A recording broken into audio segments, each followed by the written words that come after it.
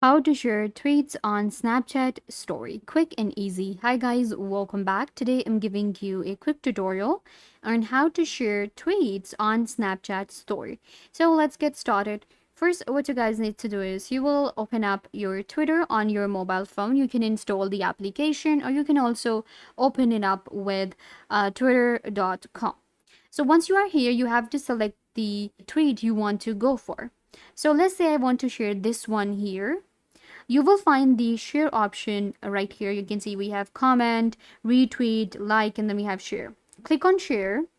Now we have to select share tweet via, like fourth option, and it will show you the different options. We have Facebook, Gmail, and then we have Snapchat.